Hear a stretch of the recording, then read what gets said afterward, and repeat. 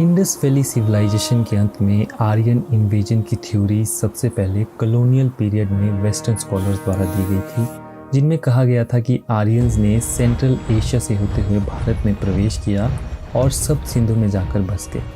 आर्यों को सप्त सिंधु में पूरी तरह से बसने में लगभग 400 सालों का समय लगा था, और जब वे सप्त सिंधु से शिवालिक हिल्स की ओर बढ़े तो उनका सामना यहाँ के मूल निवासियों से हुआ, जो कोल, कीरत और नाग जाति से संबंध रखते थे, जिनका वर्णन ऋग्वेद में किया गया है। ऋग्वेद के अनुसार यमुना और व्यास नदी के बीच की पहाड़ियों के राजा शांबर थे, जिनका युद्ध आर्य राजा देवदास के साथ 40 सालों तक चला, जिसमें राजा देवदास ने राजा शांबर के 99 किलों को नष्ट किया और अंत में उद्ब्रज नामक स्थान पर उन्हें मार दिया। इसी युद्ध के साथ साथ यहाँ के लगभग सभी मूल निवासियों ने ऊपरी हिमालय को पलायन किया और कुछ आर्यंस के साथ घुल मिल गए। इसके बाद देवदास के पुत्र सुदास राजा बने और उनका युद्ध 10 अनार्य राजाओं के साथ हुआ, जिसे दशराग युद्ध कहा जाता है। उस समय सुदास के साथ गुरु और सलाहकार ऋषि वशिष्ठ थे, जिनकी धार्मिक जगहें आज भी बिलासपुर, मंडी और कुल्लू में पाई जाती है।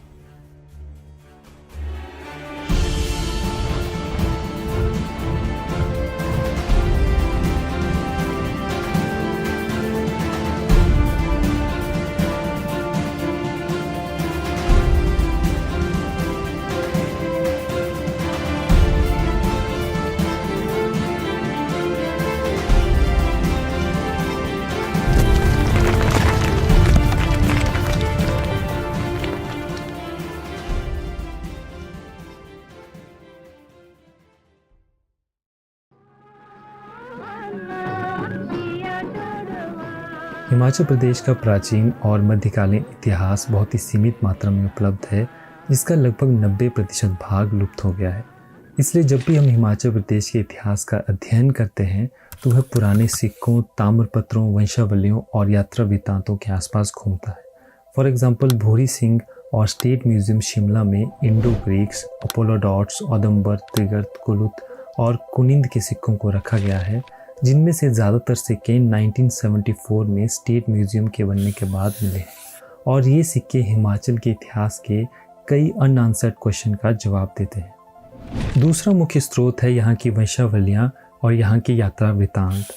हिमाचल प्रदेश में वंशावलियों के संबंध में सबसे पहले विलियम मूरक्राफ्ट ने काम किया, जो कि ईस्ट इंडिया कंपनी द्वारा एम्प्लॉयड एक पशु चिकित्सक और खोजकर्ता थे, जिन्होंने 1811 से 1825 तक नॉर्दर्न इंडिया में काम किया और हिमाचल में कांगड़ा के राजाओं की वंशावलियां ढूंढने में सहायता की। उसके बाद कैप्टन हारकोट ने कुल्लू की वंशावलियों को ढूंढा और अलेक्जेंडर कुनिंघम ने कांगड़ा, चंबा, मंडी, सुकेत और नूरपुर के राजाओं की वंशावलियां ढूंढी। इसके साथ साथ क्लॉडियस टॉलमी ने अपने ट्रैवलॉग में कुनिंद रियासत का वर्णन किया है, और चाइनीज़ ट्रैवलर हायंग सांग ने कुल्लू और त्रिगर्त का, और ब्रिटिश ट्रैवलर्स ने भी अपने ट्रैवलॉग्स में हिमाचल के बारे में लिखा है, जैसे Thomas Coryat, William Finch, William Moorcroft और मेजर आर्चर। सिक्कों, वंशावलियों और यात्रा वृत्तांतों के साथ साथ हिमाचल प्रदेश में राजाओं के किले और पुराने ताम्रपत्र भी हमें यहाँ के इतिहास के बारे में कुछ जानकारी देते हैं, पर इन सभी को हमारे धार्मिक ग्रंथों के साथ जोड़कर पेश किया गया है, जो कि बहुत ही पेचीदा है, परंतु हमें इससे अपनी अर्ली हिस्ट्री का एक ओवरव्यू ज़रूर मिल जाता है। हम सभी जानते हैं कि पुराने समय में स्टोन टूल्स का यूज़ किया जाता था, इसलिए उस पीरियड को स्टोन एज कहा जाता है, जिसे कि 3 भागों में डिवाइड किया गया है। इसमें पहली है पैलियोलिथिक या ओल्ड स्टोन एज, दूसरी है मेसोलिथिक एज और तीसरी है न्यूलिथिक एज। इस पीरियड के अवशेष हिमाचल में सबसे पहले ओलोफ प्रूफर को 1951 में नालागढ़ में मिले थे।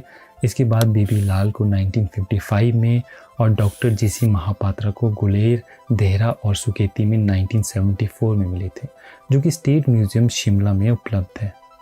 ऐसा माना जाता है कि न्यूलिथिक एज में इंडस वैली सिविलाइजेशन के समय हिमाचल में 5 प्रमुख मूल जनजातियां थीं। इसमें सबसे पहली है किन्नर जनजाति। किन्नर 2 संस्कृत शब्दों से मिलकर बना है, जिसका मतलब है एक अजनबी या अनजान इंसान, क्योंकि किन्नर पुरुषों की दाढ़ी नहीं होती थी और उन्हें अश्वमुख कहा जाता था, मतलब half man and half horse, जिन्हें ग्रीक माइथोलॉजी में सेंटोर कहा जाता है। किन्नर के बारे में कालिदास ने अपनी किताब कुमार संभवा में लिखा है, और ऐसा कहा जाता है कि लेट वीरभद्र सिंह किन्नर के 131st डिसेंडेंट थे। दूसरी मुख्य जनजाति है कोल, जिन्हें कि हिमाचल के मूल निवासियों के रूप में जाना जाता है, जिसका पता हमें चंदेश्वर घाटी की चट्टानों से मिलता है। और तीसरी है कीरत, जिनके सबसे शक्तिशाली राजा शांबर की हत्या आर्यन किंग देवदास ने की थी। कालिदास के महाकाव्य रघुवंश में कीरतों का उल्लेख मिलता है, जिसकी कंपाइलेशन 5th सेंचुरी BCE में मानी जाती है। इसके बाद चौथी और पांचवी जनजाति है नाग और खश। ये दोनों जनजातियां लगभग पूरे हिमाचल में पाई जाती थी। नाग जनजाति हिमाचल की मूल जनजाति थी और खश आर्यों का एक टुकड़ा था, जिन्होंने जम्मू कश्मीर से होते हुए हिमाचल प्रदेश में प्रवेश किया। इन दोनों के बीच छोटे छोटे युद्ध हुए, जिनमें खशों को जीत हासिल हुई और ऐसा माना जाता है कि भुंडा मेला और निर्मंड में बूढ़ी दिवाली खशों की नागों पर जीत के रूप में मनाई जाती है।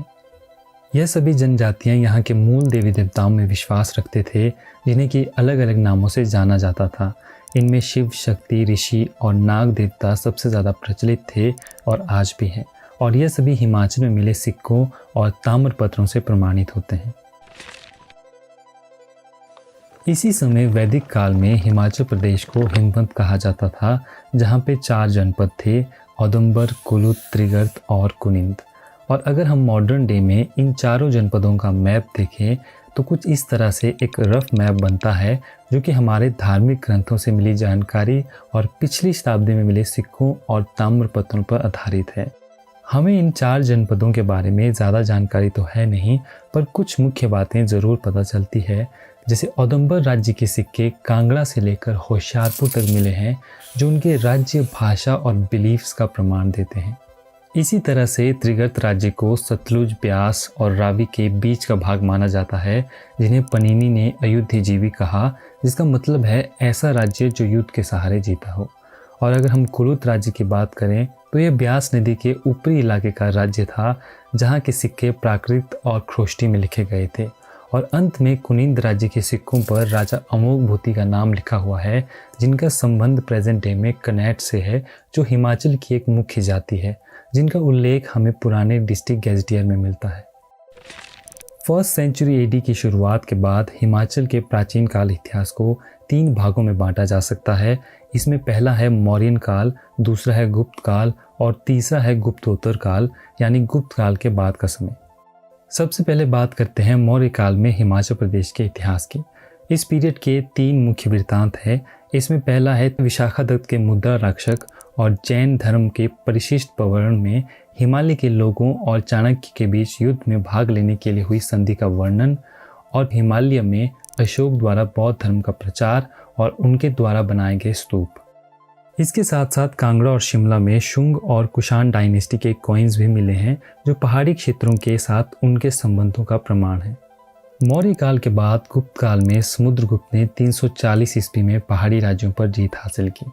गुप्त काल में हिंदू धर्म का प्रचार और अनेक मंदिरों का निर्माण पहाड़ी क्षेत्रों में हुआ, पर 6th सेंचुरी के आते आते तक हुनों ने गुप्त डायनेस्टी को कमज़ोर कर दिया था, और उसके बाद हर्षवर्धन का शासनकाल सेंट्रल इंडिया पर हुआ।